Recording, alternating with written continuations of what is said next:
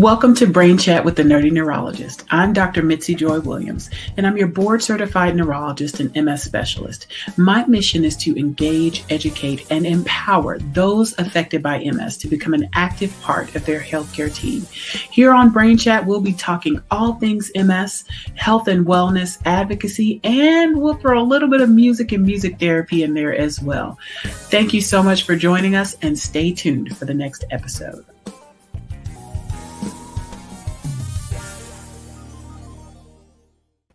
Happy Monday and welcome to Brain Chat. It's Dr. Mitzi, the Nerdy Neurologist here.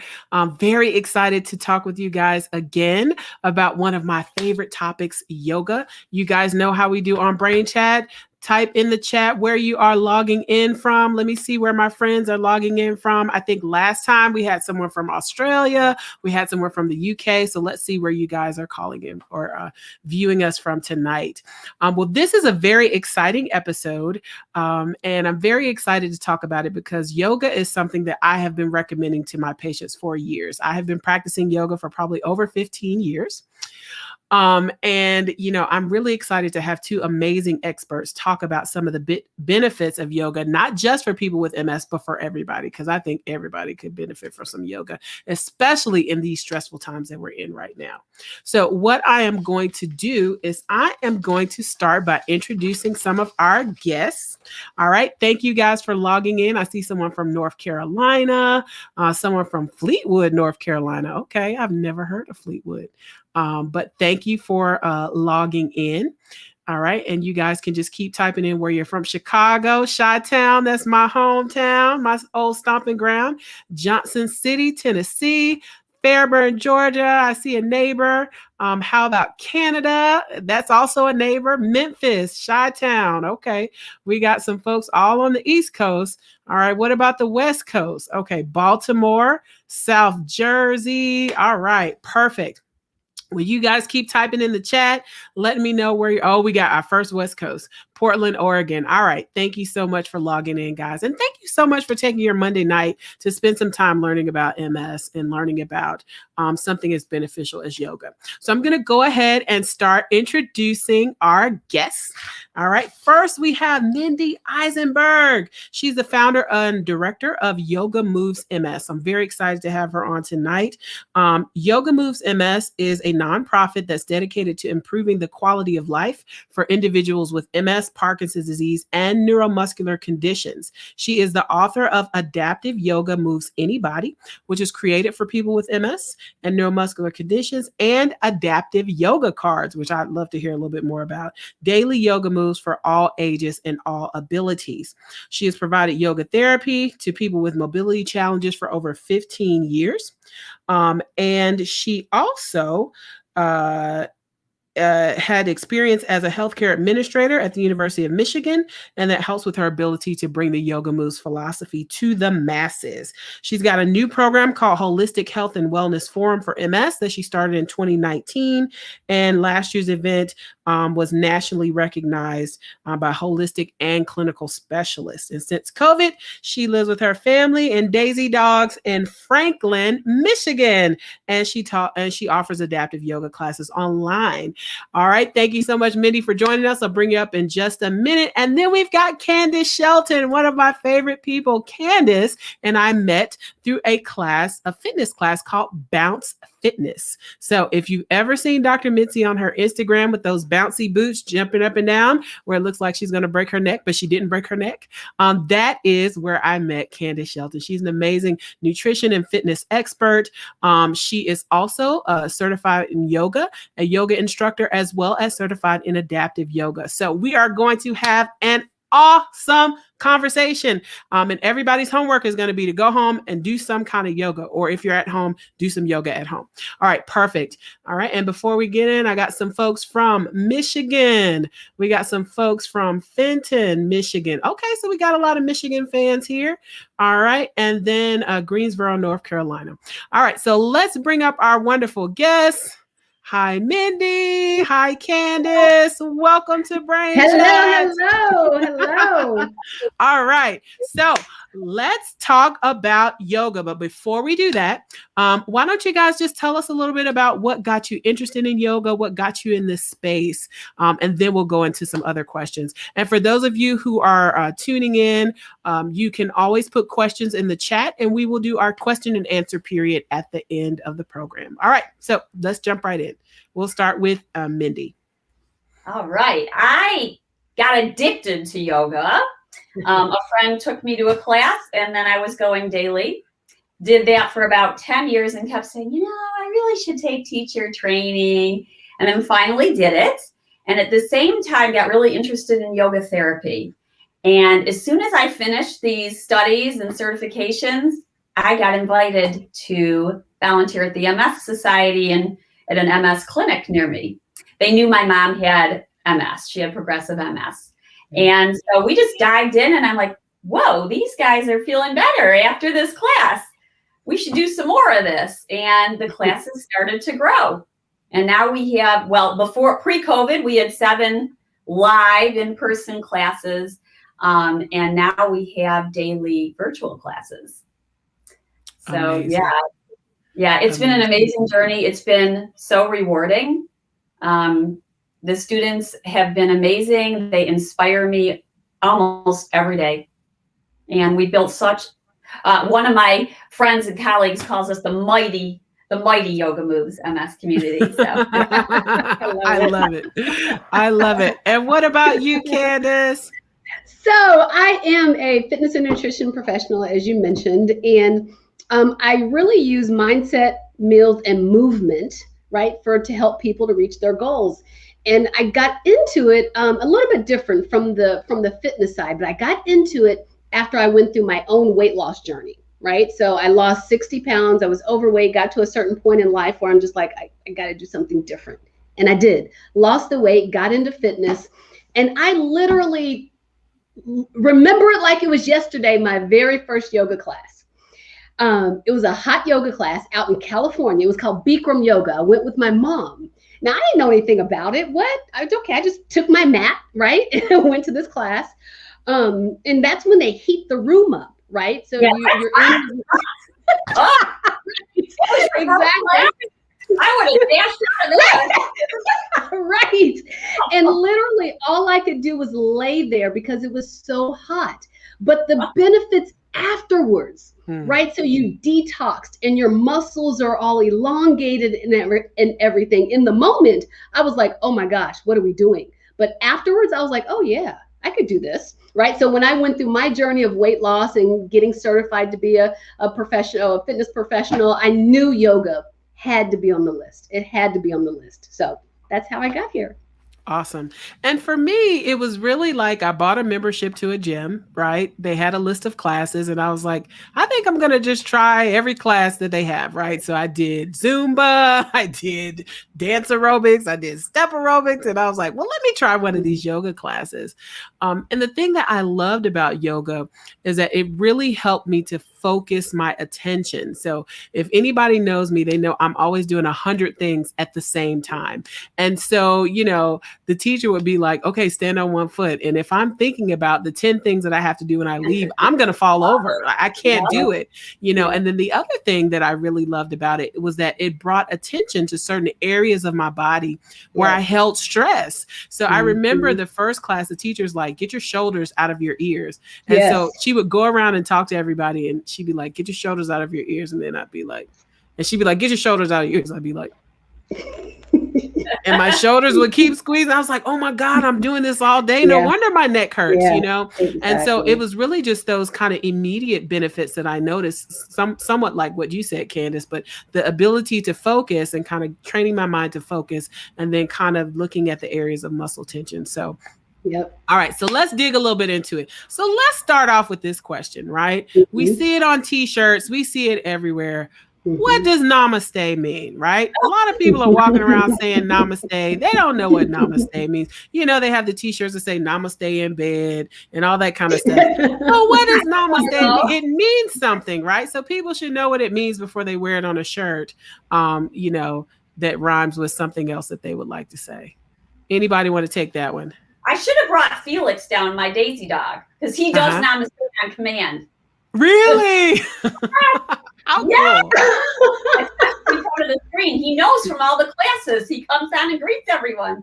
But so one of the definitions is that the light in me, we acknowledge that everybody is filled with light and light and love. And so we acknowledge that usually at the end of a class. It's, you know, a lot of different cultures do this naturally, right?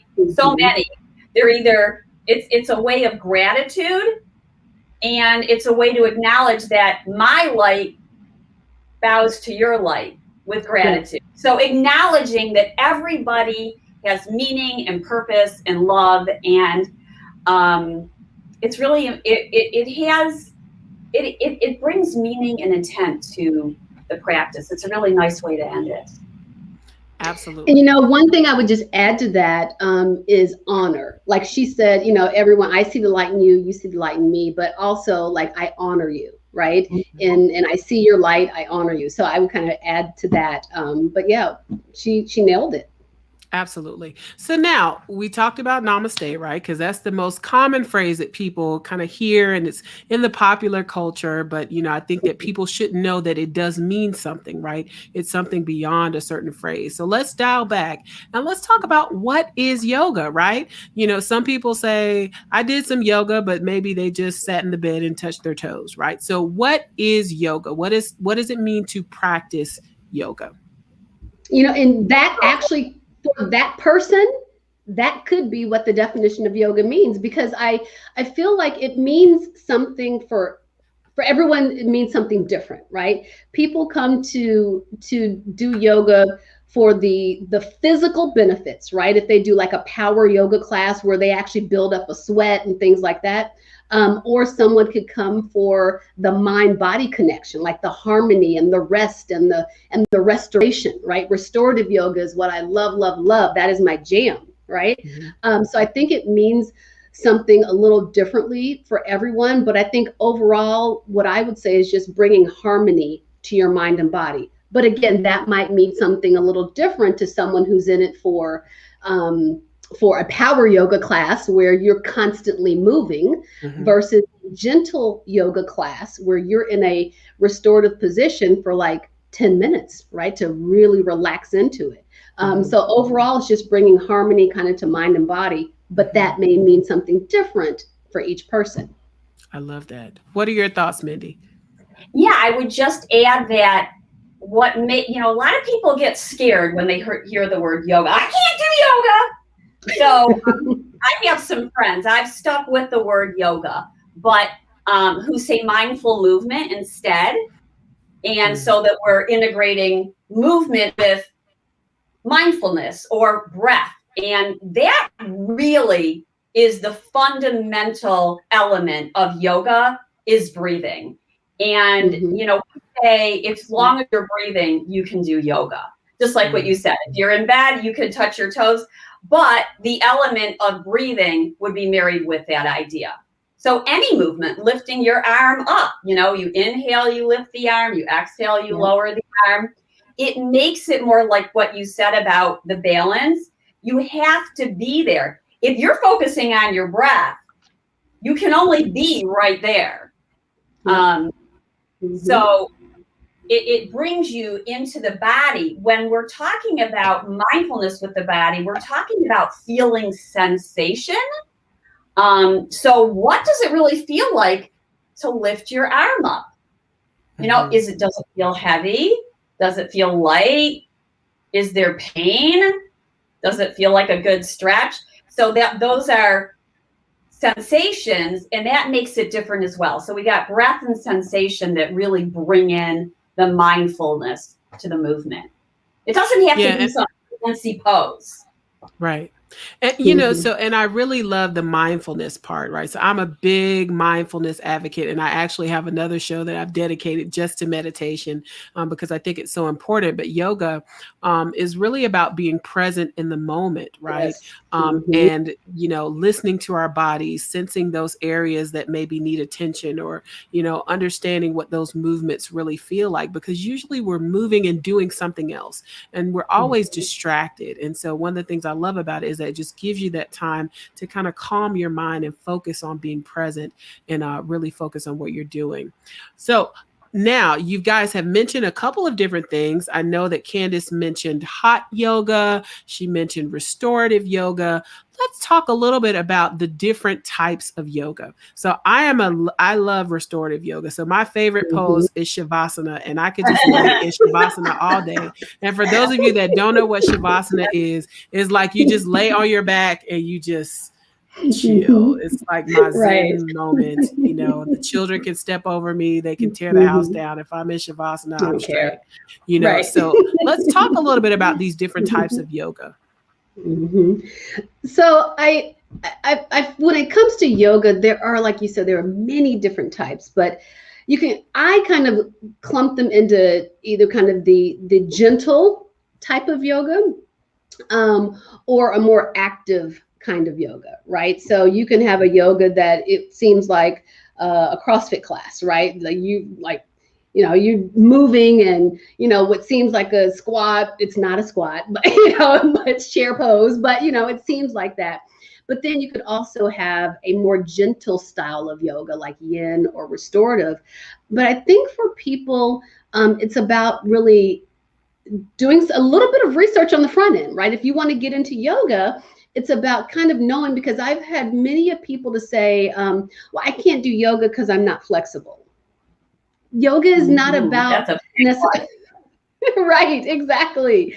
It's not necessarily. It's like, that's why you do it. Right.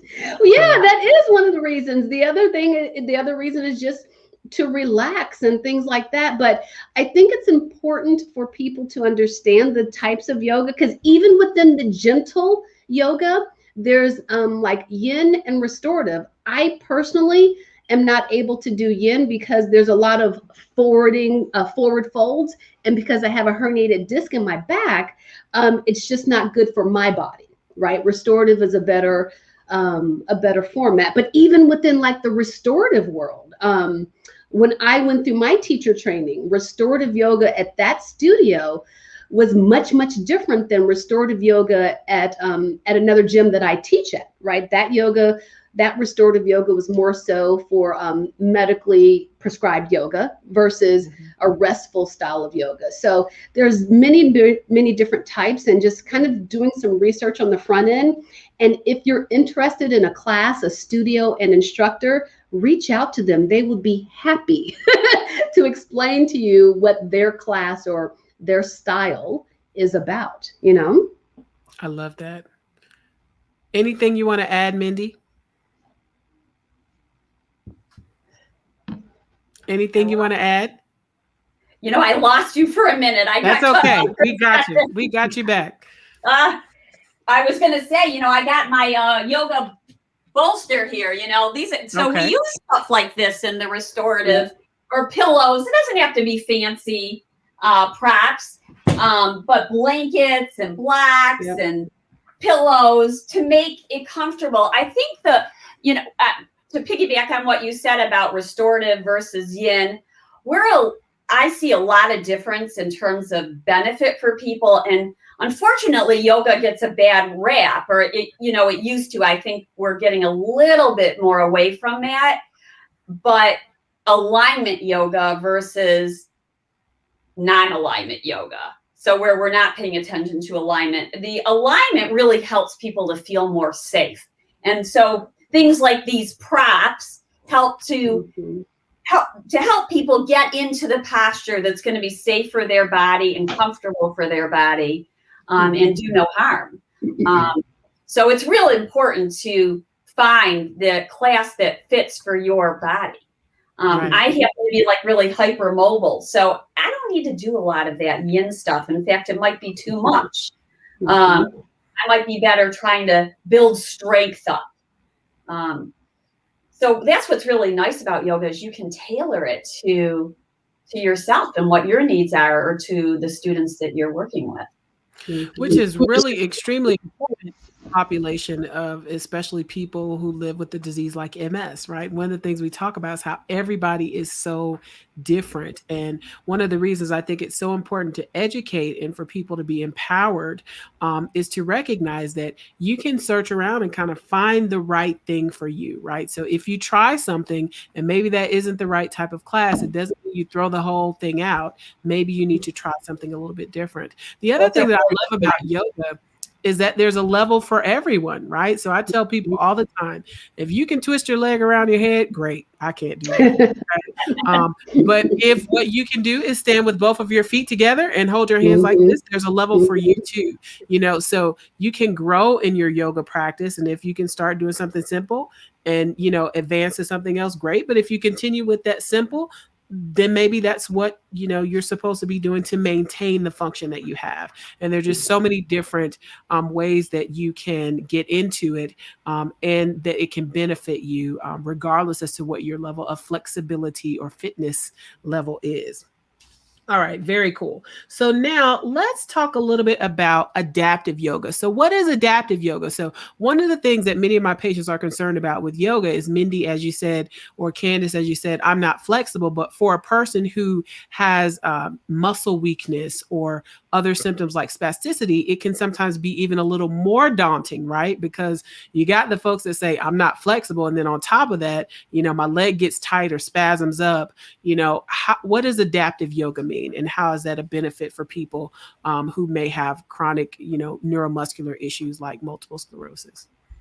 Yeah, I think Mindy, she actually led into that when she brought out her bolster and her blocks and straps and pillows and more pillows. Right. And actually, I have a purple one as well. So it is about, yoga is not one size fits all, right? There's a certain misconception of a yogi looks a certain way. That is absolutely not the case.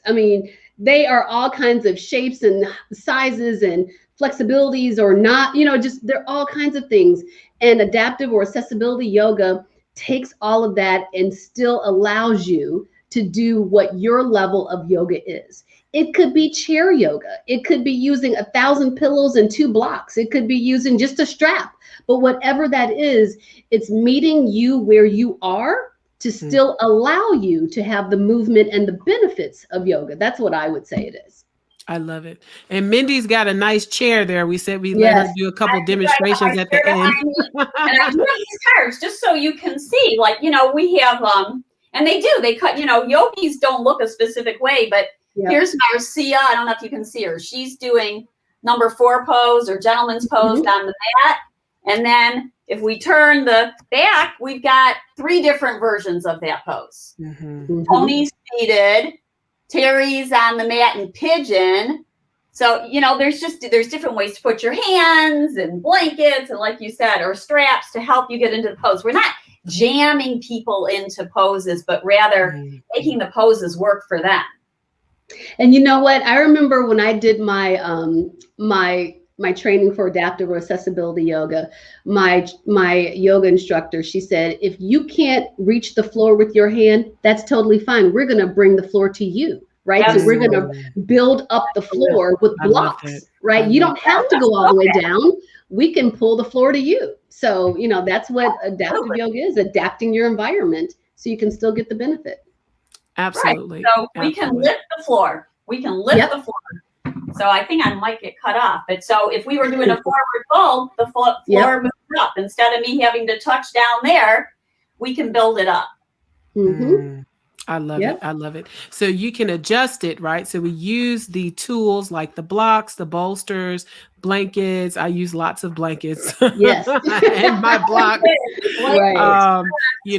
And it helps, right? It helps us to get into a position that's comfortable, right? Because we don't want to be stretching, to the point where it's painful, right? So we're not trying to be in pain, but we do want to derive some of that benefit. And in terms of people with different body types, I remember my first class, I was one of the youngest people in the class. I think I went in the middle of the day because at the time I was training, and so I could have these classes sometimes in the middle of the day. And like everybody was like, a little bit older than me. So there was a lady who was like in her 60s. And I mean, she was doing some poses and she was putting me to shame. And I was like, oh my God, like these people are running circles around me. So it really, you're not supposed to be looking at them. yeah, I'm not supposed to be, right? But it was my first go round. I'm like, okay. I'm like, am I the only person who can't like do a split in here? You know, so, but again, you don't have to look a certain way, right? It can be for everybody, no matter what your body type, no matter what your fitness level, no matter what your ability level, there's something that everybody can do. So I love that about yoga. So before we do a couple of demonstrations here, let's talk a little bit about some of the specifics for certain symptoms of yoga, so certain symptoms of MS. One of the things that I do like to talk to my patients about are there certain symptoms that can really be, that yoga can really be beneficial to help. Things like spasticity, right? Spasticity is tightness of the muscles. So for some people, it can be like a cramping, like a Charlie horse. For some people, they feel like there's a rubber band, like something constricting their muscles. Other people feel like they worked out for an hour, but they didn't actually work out. Their muscles just feel like that. Yeah. So how can yoga help with spasticity or muscle tightness? So we got these props here. Yes, this is a cane, and we use it as a prop, and also the strap. So we can do all kinds of stretches from the chair to help with spasticity. Very often spasticity is in the leg, right? So we can put a strap around the foot. And then this might be stretched. Can you see me? I can't tell if I'm cut off. We can see you. So the leg might be down, and this might be a stretch, just gently pulling flexing the toes towards your knee, or we might lift the leg up. So then now we got strengthening coming on here, pushing the heel away. So that might be a stretch. We also might put the leg on a second chair, which could be extremely helpful. So we tell people, and it does happen sometimes, when I first started teaching this, people were spazzing. I'm like, I'm going to win that spasm. I'm just going to sit here until this leg stops spasming. This is when I was new to this. Pretty much there was only one or two teachers out there doing this, and I didn't have anybody to teach me except the students. And we realized that wasn't going to work. So when someone started to spasm, we learned to back off. So if it's spasm, back off, let it calm down, maybe massage the leg. I'm really into massage. Me too. Been better to go get a massage, right?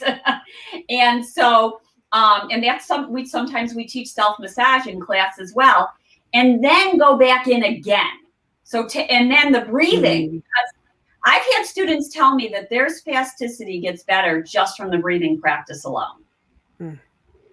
Because anxiety will make it worse. Yes. Absolutely. Yes. Absolutely. Yeah.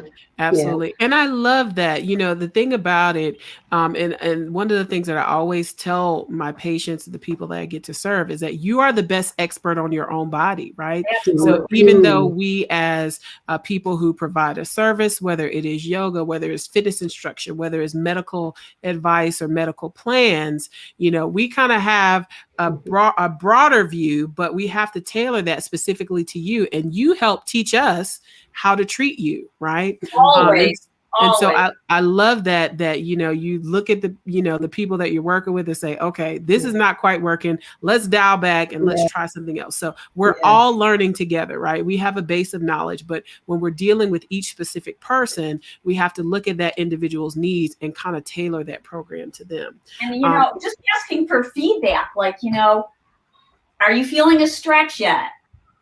Let's stay here for a moment. Are you feeling a stretch now? Because very often people want it like right away. But if we sit with it for a little bit of time, sometimes the stretch starts to creep in instead of going too fast in. And so what we learn is that we're constantly communicating, and the person learning the yoga is learning to communicate with their own body. Yeah, I love that. Yeah, I was actually going to, Mindy, you guys both touched on it, is that when it comes to yoga, because there are so many different poses and positions and, body awareness, always keeping in mind, what's the goal? What's the goal of this movement? What's the goal of this prop? Just what is the goal?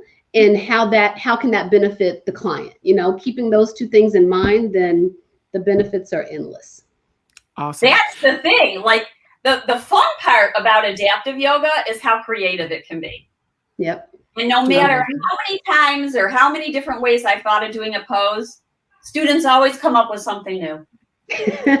I love it. I love it. I love it. So let's shift gears a little bit. So we talked about spasticity, right? Now let's talk about mental focus. So one of the difficulties that people with MS have is cognitive impairment, right? So difficulty concentrating. So how does yoga help? And I think we've touched on it some, but I want to park here for a second. How does it help mental focus and concentration? My first response to that would be just the breathing, right? Mm. Focusing on your breathing. You have not been to a yoga class unless the instructor is saying, focus on your breathing, right? When you do that, it's hard to think, but Mindy, you mentioned, not Mindy, Mitzi, you mentioned this earlier about the list of 10 things that you had to do, right? But if you're focused on one thing, then that helps you to have that mental focus. And that one thing could be breathing. I love it.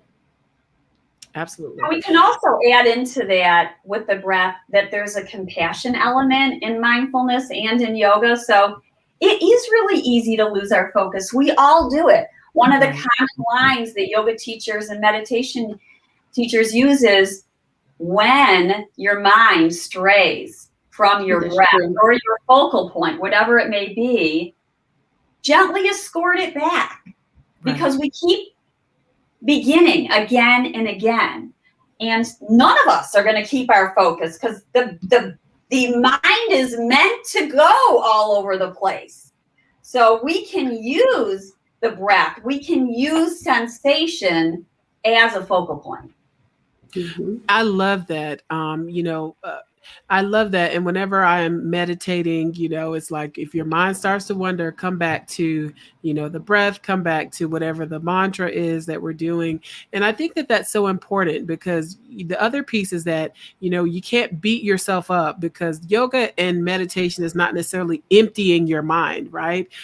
It is focusing, but recognizing that you will get off track. Just make sure you bring it back, right? And so I think that that's really important, because we want to recognize that it's not a failure if you start thinking about something, but it's beginning to recognize when you start to wander, and instead of going off on that tangent, kind of letting that thought pass and getting back to that breath, or getting back to that focal point, or getting back to that mantra, etc. So I think that's extremely important. Now, this is a big one. Lots of people with MS have difficulty with balance. So one of the biggest reasons I recommend yoga is for balance difficulty. So for some people, when they're walking, they may fall over. It can be for a variety of reasons. It can be because of weakness. It can be because of spasms on one side of the body. It can be because of poor coordination. So how does yoga help balance? So there are some tricks we use in yoga, like for instance, gazing or half gazing at a point that's not moving. Of course, breathing comes into this. And we use props. So when we do tree pose, I know my head is cut off right now, but, okay. But we use a chair or we use a wall so that we have a prop. So we know we're going to be safe, because really safety is the first priority. You can't practice balance if you don't feel safe. So practicing against a wall, with a chair, with a cane can be very helpful. So you're in a safe environment, a safe container. And poses that we wouldn't necessarily think of as balance are for many people who have balance concerns and challenges. Just practicing Warrior 2 in the chair can be a little bit scary if balance is off. And so we might even have 2 chairs in front of us. Mm-hmm. Mm-hmm.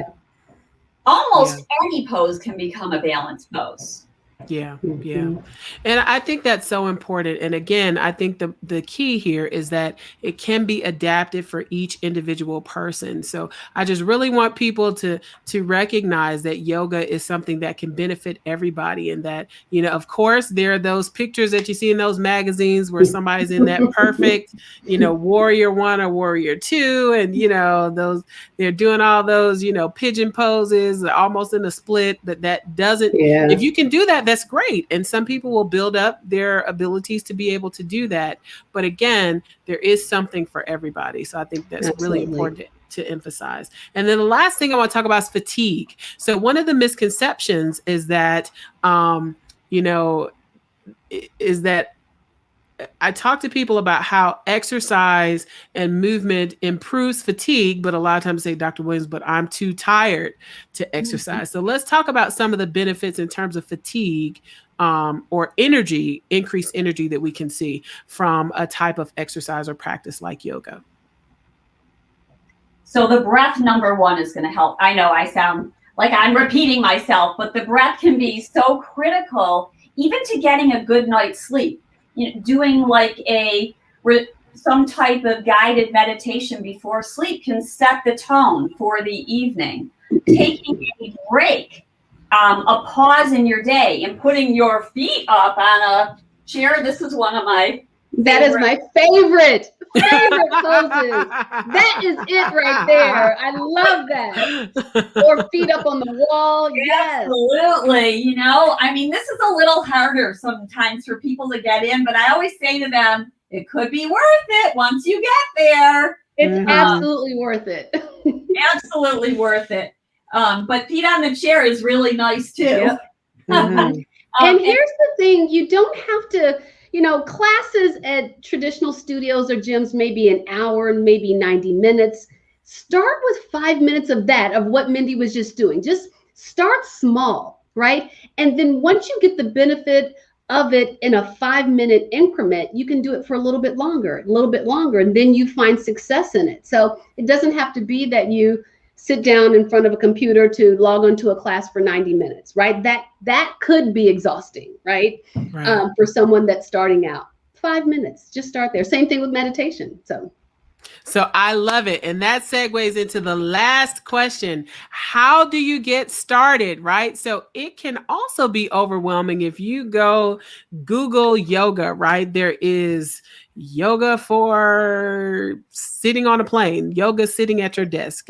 I did a program one time, yoga for tired mommies, and I just laid on the floor for, there's yoga for people who work at the store. I mean, so how do you get started? It can be so overwhelming, to think about all the different types of programs. And as you all have emphasized, you want something that benefits you. We want something that's safe, especially if we're looking for something adaptive. So where do you start?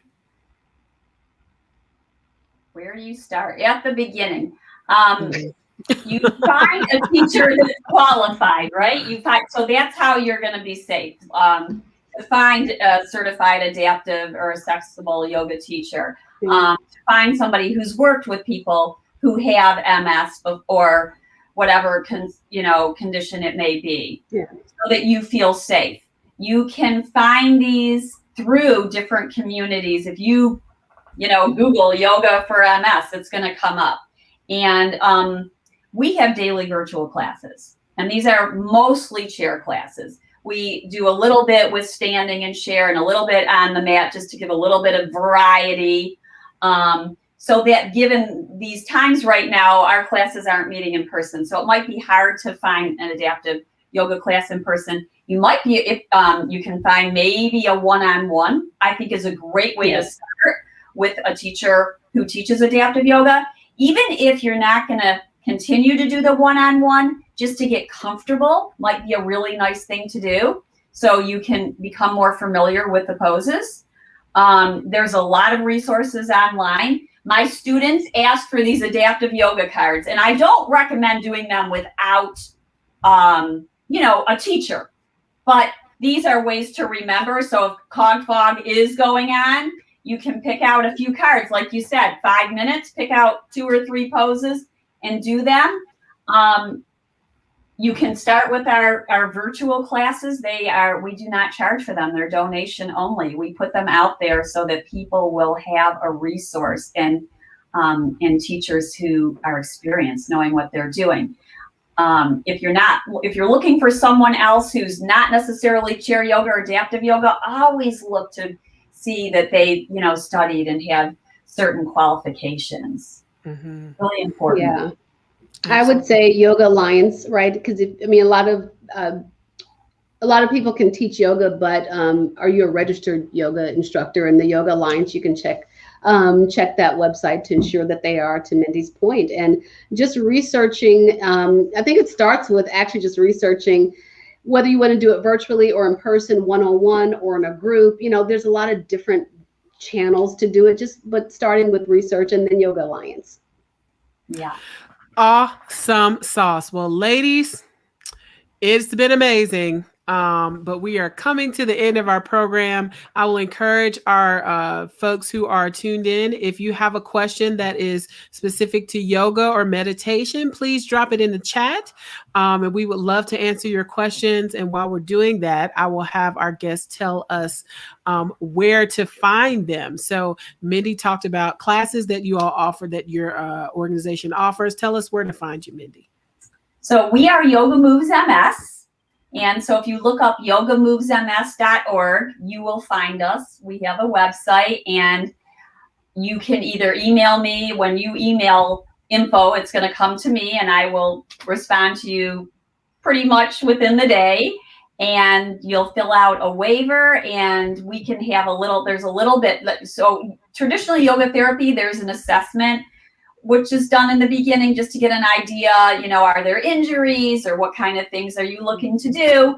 And if there's any questions, we answer them. And then you are ready to join our class and join us virtually. We have someone from Australia who comes in on Tuesday nights. It's really exciting that we're having people from all over join us. Awesome. And what about you, Kandice? So I am, while I don't have public classes, I do one-on-one one-on-one classes with clients. And so if anyone is interested, they can just email us. You can email the team at info@bouncefitnessclub.com, info@bouncefitnessclub.com. Awesome. And tell us a little bit about Bounce Fitness. So, I'm a huge Bounce Fitness fan, but while we're waiting for a couple of questions, tell us a little bit about Bounce Fitness. Yeah, Bounce Fitness is a form of rebound fitness, right? So if you've ever seen the mini trampolines that people are bouncing on, it's similar to that, except we do them in rebound boots. And it's great, so many great benefits for knees. So it helps to protect your joints from impact. The boots themselves were originally created for runners and athletes who were rehabbing from injuries. Then it just made its way into the group fitness and then quite frankly, the medical fitness world as well. So it's a great exercise for cardio, for strength training. It does help balance too. A lot of people, same thing with yoga. A lot of people are like, oh, I don't have balance. Well, it helps with balance. So, and it's great fun. Mitzi, It's a lot of fun. We can't wait to have you back in class. I will definitely be back in class. Yeah. Everybody heard me say I was going back to class. Okay, so let's see if there are any questions. So I see one question: does yoga nidra benefit only the mind? No, it's a way. What is yoga nidra? It's actually, man, I don't know the official definition, right?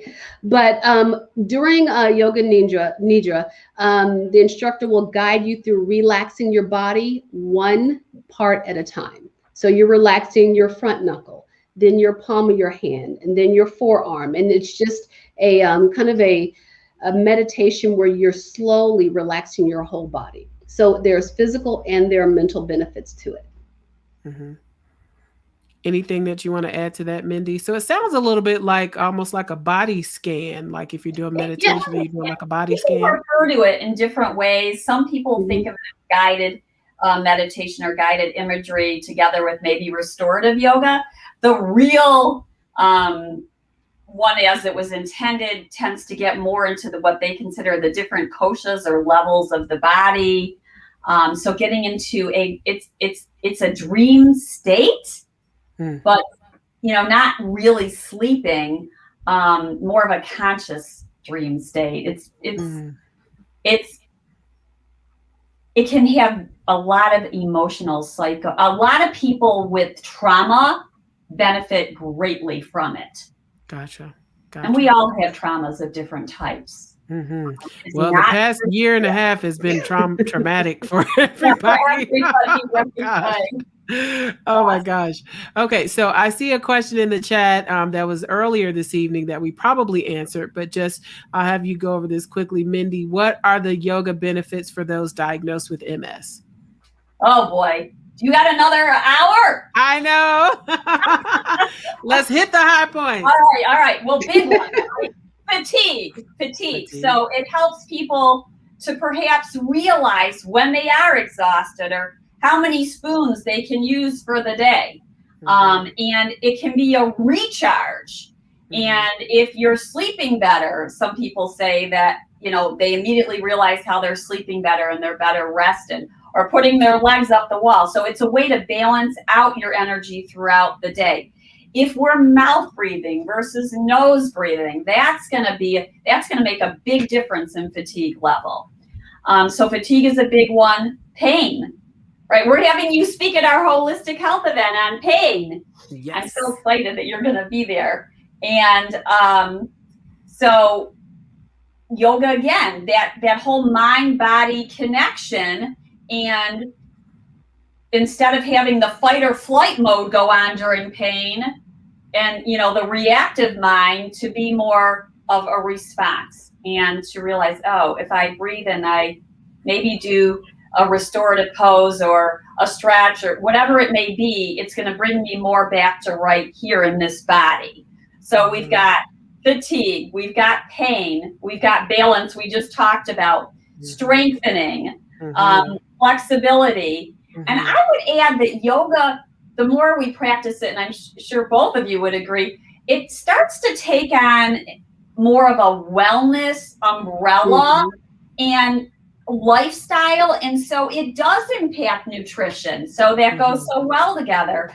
And different types of exercise, the whole way, your diet, the way you think, the people that good energy that you want to be surrounded by, right? We don't want those bad vibes. Get them out of here. So it becomes more of this overview. And what we haven't talked about much is community can be humongous support.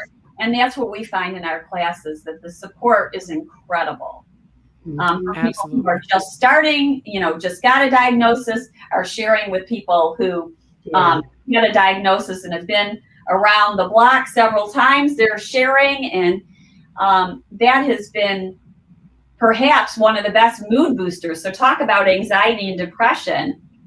The first study that came out on yoga for MS said fatigue, it helped fatigue. But then later studies have showed quality of life factors have improved. Awesome. Amazing. And the only other thing is there are a couple of comments that people said that they would start learning about in yoga. And then there was a comment for you, Mindy, where someone said, I'm so glad that I joined Mindy's classes. They have been amazing for me as well as the whole community. Mindy is the best. Oh, so, they are the best. With that said, Mindy and Kandice, it has absolutely been my honor to speak with you ladies tonight and for you to provide your expertise and your time to educate about this extremely important topic that has so many benefits, not just for people with MS, but for all of us. I feel like I need to go do some yoga when we leave off of this broadcast tonight. So thank you everyone for your time and your attention this evening. Join us for Brain Chat again in 2 weeks. Same bat time, same bat channel. Have a good night, everybody. Namaste. Namaste. We honor you.